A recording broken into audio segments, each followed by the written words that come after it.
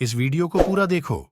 आज ही आपके जीवन से सारी परेशानी खत्म होगी और चैनल को सब्सक्राइब और वीडियो को लाइक करें। ये चीज प्रभु मुझ में उत्पन्न करे, और वो है पहले की जो पीढ़ी थी वो वचन को किस तरह ग्रिप करती थी। आप जानते हैं वचन को एंजॉय करना एक अलग बात है, उस वचन को ग्रिप करना अलग बात है। ये बहुत अच्छी बात है कि आप खुदा के कलाम को सुनते हैं, इट्स ब्यूटीफुल, पर मुझे नहीं पता है आप में से कितने लोग उसके साथ ग्रिप्ट होते हैं। ग्रिप्ट का मतलब होता है उस चीज से जकड़ जाना।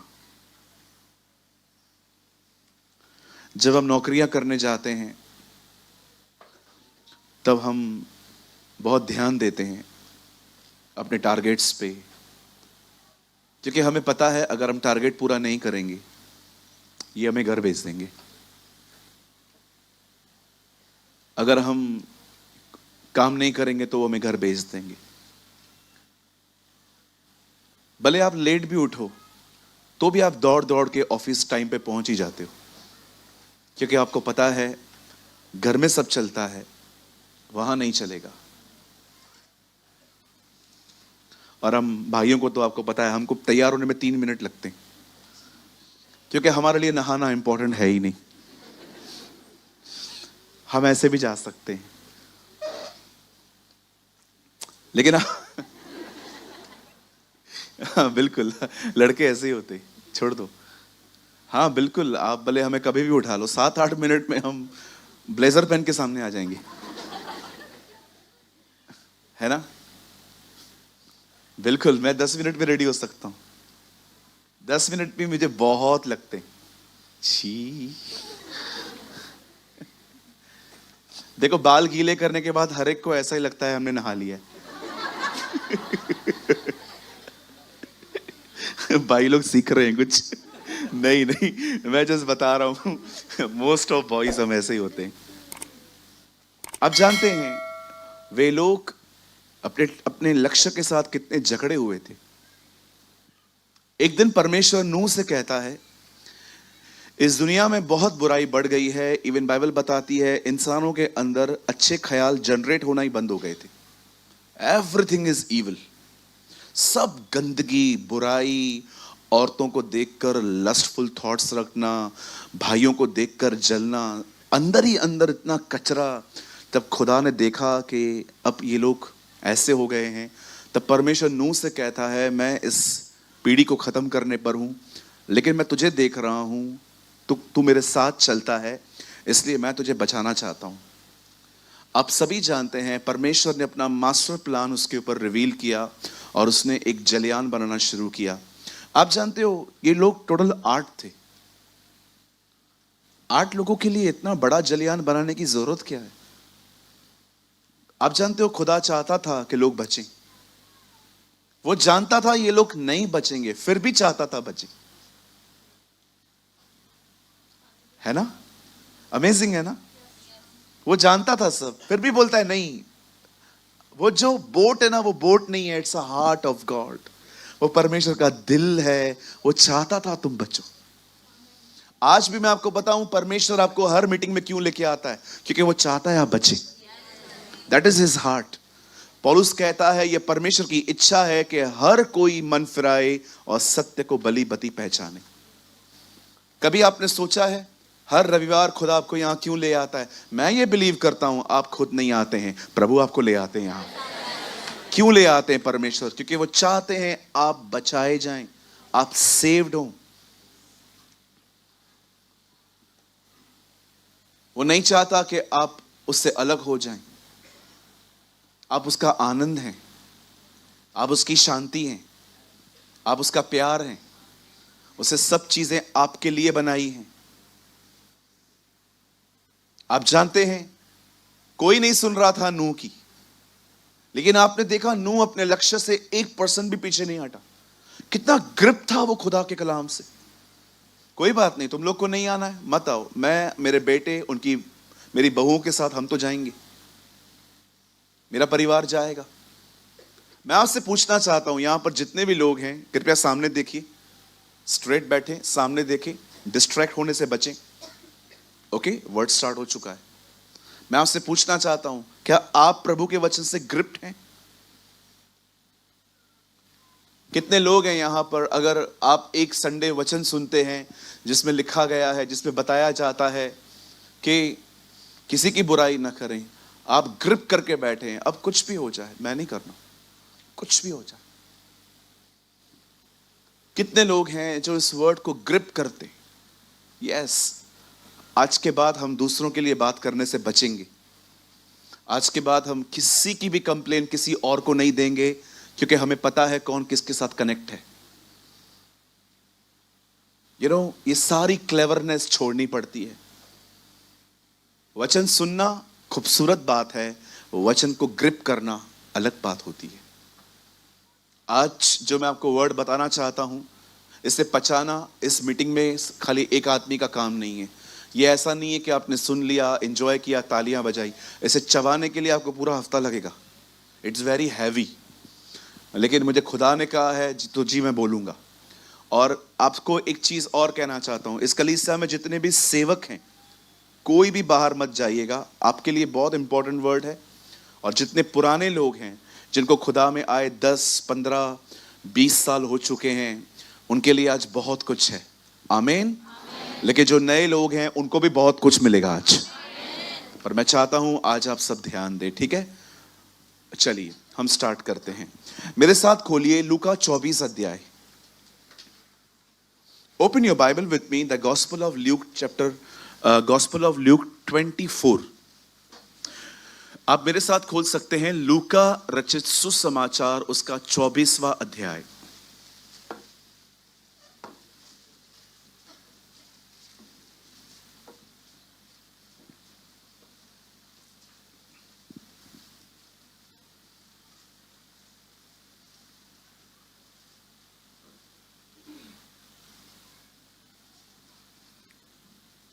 और ब्रदर प्लीज लगाइए 49।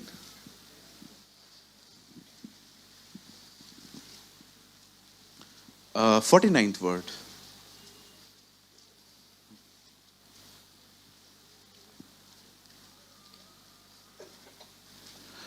और जिसकी प्रतिज्ञा मेरे पिता ने की है, मैं उसको तुम पर उतारूंगा। जब तक स्वर्ग से सामर्थ न पाओ, तब तक इसी नगर में ठहरे रहो। Behold, I send forth the promise of my Father on you, but wait in the city of Jerusalem until you are clothed with power on high। आइए सब सामने देखिए, यहां देखिए। कुछ चीजें प्रार्थना से मिलती हैं, कुछ चीजें अधिकार से मिलती हैं, कुछ चीजें अन्य भाषाओं से मिलती हैं, पर कुछ चीजें मिलती हैं इंतजार करने से। कहिए इंतजार। The one of the amazing word is this, ठहरे रहो। कहिए ठहरे रहो। हाँ, सबसे कठिन काम है वेट। बिल्कुल पसंद नहीं है ये हमें सुनना। मुझे पता है रेड सिग्नल देख के हम कितने बोर होते हैं। जो लोग ड्राइव करते हैं उनको पता है, जब आप सिग्नल पे पहुंचते हैं और सीधा 120 आ जाता है। कभी कभी तो हम सामने से ऐसे तेज दौड़ा के आ जाते हैं कि जब तक ग्रीन है वहां से निकल ही जाएं, क्योंकि हमें रेड सिग्नल पसंद नहीं है स्टॉप का। हम चाहते हैं चीजें अभी के अभी हो जाएं, अभी के अभी हो जाएं। पर मैं आपको कहना चाहता हूं, जी नहीं। यीशु मसीह ने अपने चेलों को इंस्टेंट चमत्कार दिखाए थे। अंधे की आंखें खोली, बीमार को चंगा किया, दुष्ट आत्मा निकाली, लंगड़ा ठीक हो गया, जन्म का अंधा ठीक हो गया। लेकिन अब वो एक न्यू कल्चर में लेके जा रहा था। अब वो ने कहता है अब इंस्टेंट नहीं होगा, अब तुम्हें वेट करना है। Now you wait.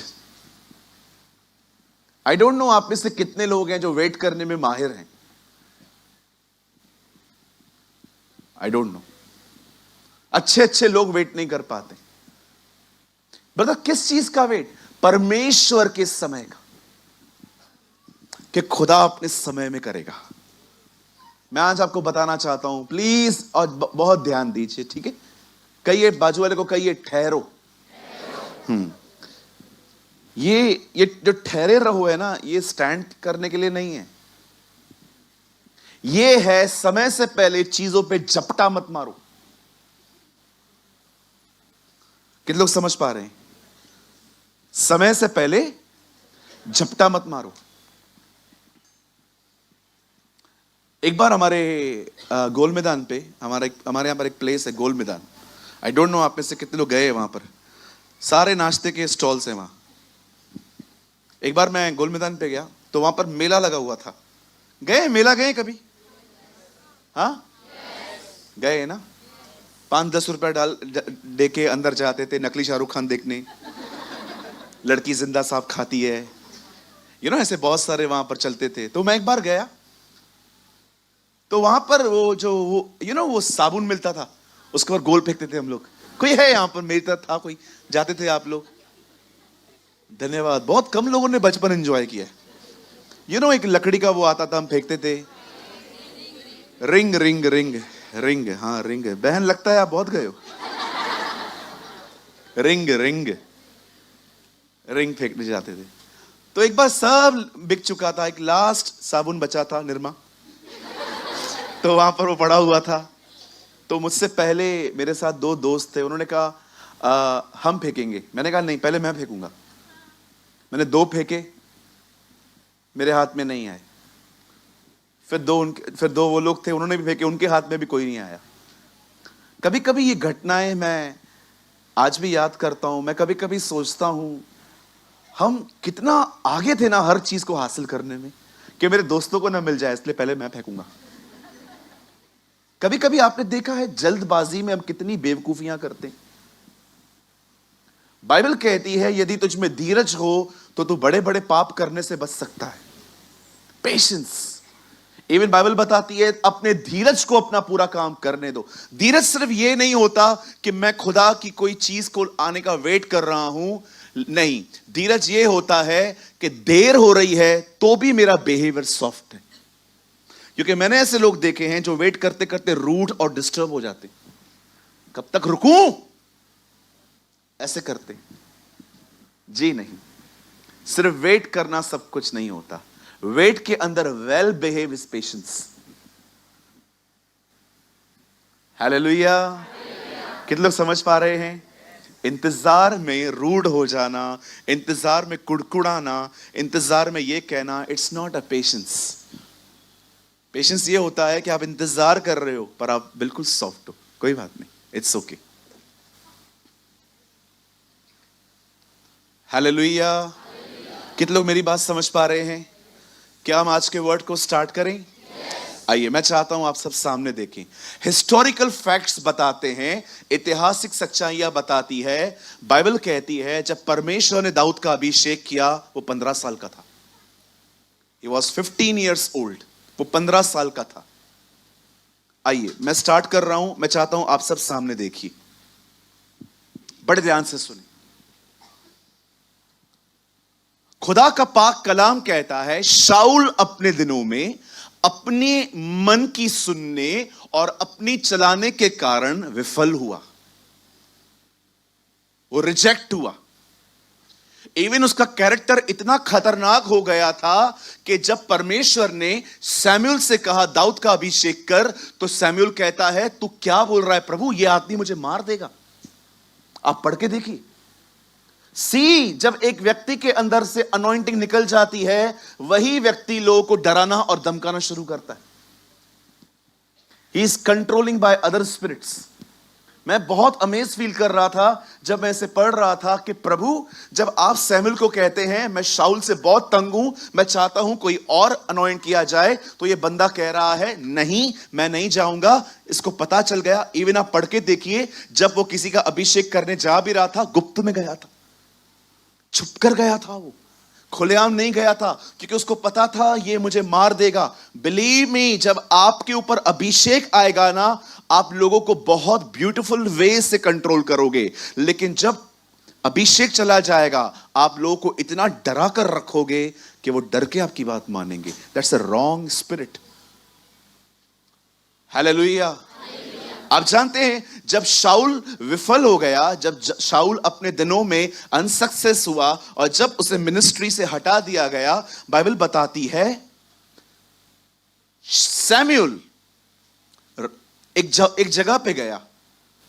आपको पता है जब सैमुअल एक जगह पे गया सिर्फ दाऊद का अभिषेक करने, लिखा है वो लोग डरने और कांपने लग गए। क्यों? सब जानते थे प्रॉफिट ऐसे ही नहीं आता है, वो हमेशा खुदा का कलाम लेके आता है। वो डरने लग गए, पता नहीं खुदा ने से क्या कहा है। हालेलुया। अब वहां पर आता है, यिशै से कहता है, यिशै आपके एक लड़के का अभिषेक करना है। यिशै कहता है हमारे घर से? हाँ। सारे बच्चों को बुलाता है, लो ऑल माय प्रोडक्शन सबको बुलाता है और सब आ जाते हैं। एंड इसको करना है खुदा? नहीं। इसको अभिषेक करना है? नो। इसको करना है? नो। इसको करना है? सब हो गए। बोलते कोई और भी है? हाँ एक है। मैं आपसे एक बात पूछना चाहता हूं, किसको इतनी डिसरिस्पेक्ट मिली है जितनी दाऊद को मिली थी? क्या ऐसा हो सकता है एक बाप अपने एक बच्चे को भूल जाए? वो बोलता है हां एक है। आप बिलीव करेंगे कोई बिलीव ही नहीं करता था कि इसको कुछ मिल सकता है। वो इतना कम था लोगों की नजर में। हां मेरे और बेटों को अभिषेक मिल सकता है, ये इसको तो बुलाना ही, इसका तो कुछ हो ही नहीं सकता। आप जरा सोचो, जब शाऊल वहां पर खड़ा था, जब सैमुअल वहां पर खड़ा था, सारे भाई वहां पर खड़े थे दाऊद के, उसने हर एक को रिजेक्ट कर दिया खुदा ने। उसने कहा इनमें से कोई भी नहीं है। तब पता है तब सैमुअल ने क्या कहा? एक और है ना? हाँ उसको बुला, जब तक वो नहीं आएगा हम खाना नहीं खाएंगे। सब लोग खड़े थे सामने से, वो व्यक्ति जिसको इज्जत नहीं मिलती थी सब उसके लिए खड़े थे। मैं आपको कहना चाहता हूं, wait, a person who honour the god, वो व्यक्ति जो गुप्त में परमेश्वर का आदर करता है, वो खुलेआम इज्जत पाता है। यस, मैं आप में से हर एक को कहना चाहता हूं, पर्सनली खुदा को ऑनर देना सीखो, खुदा तुम्हें वो ऑनर पब्लिकली देगा। सब लोग खड़े थे। आप जरा सोचो, जब दाऊद आता होगा, देखता होगा क्या हुआ, तेरा वेट कर रहे हैं। यस, मैं आपको कहना चाहता हूं, जो लोग परमेश्वर का आदर करते हैं ना, गुप्त में, परमेश्वर खुले में उनका आदर करता है। मैं आपको भी कहना चाहता हूं, give your best honour to God.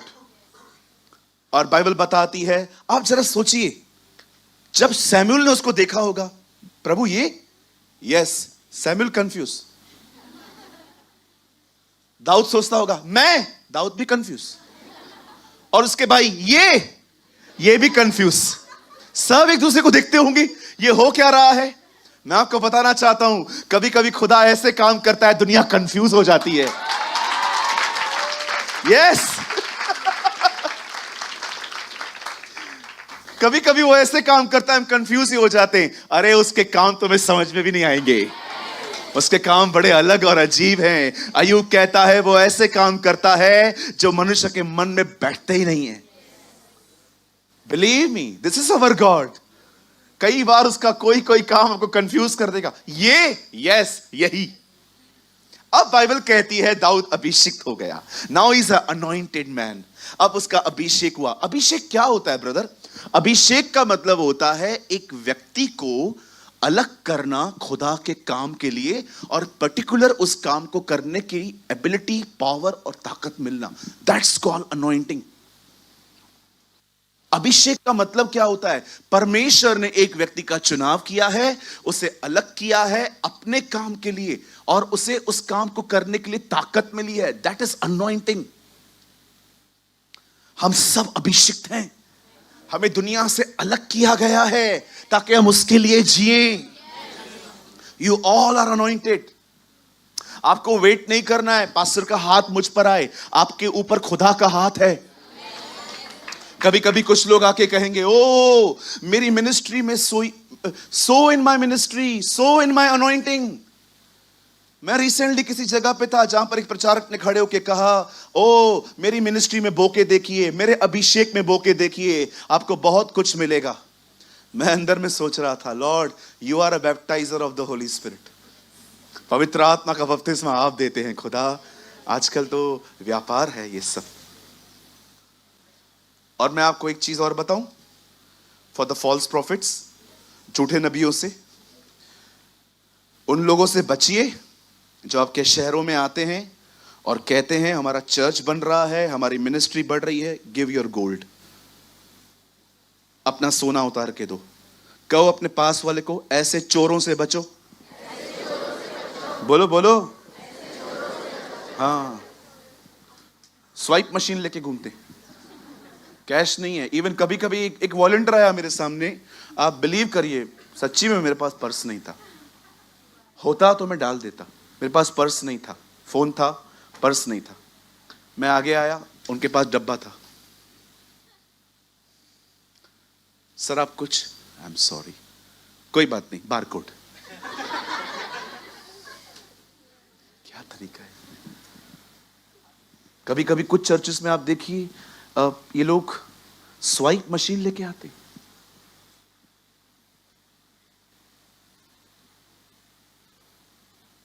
आप बिलीव कर सकते हैं ये खुदा के घर में हो रहा है? यकीन हो रहा है? होता है ऐसा, ऐसा होता है। कोई है मेरे साथ? है कोई? देखा है आप लोगों ने? यस, ये हो रहा है। नहीं नाम मत लो यार। हालेलुया, बोलो यीशु मसीह की। बाइबल कहती है डेविड अनॉइंट किया गया, अब वो अभिषिक्त है। और आप सभी जानते हैं उन दिनों में दाऊद एक गिटार बजाता था। ये वो दिन थे जब बाइबल कहती है शाऊल के ऊपर दुष्ट आत्मा आता था, उसको सताता था। और कई बार जब दुष्ट आत्मा उसे सताती थी, बाइबल बताती है जो दाऊद था वो दरबार में बुलाया जाता था, और जब दाऊद उसके लिए बजाना स्टार्ट करता था वो ठीक हो जाता था। मैं कभी कभी सोचता हूं, खुदा म्यूजिक में इतनी ताकत है।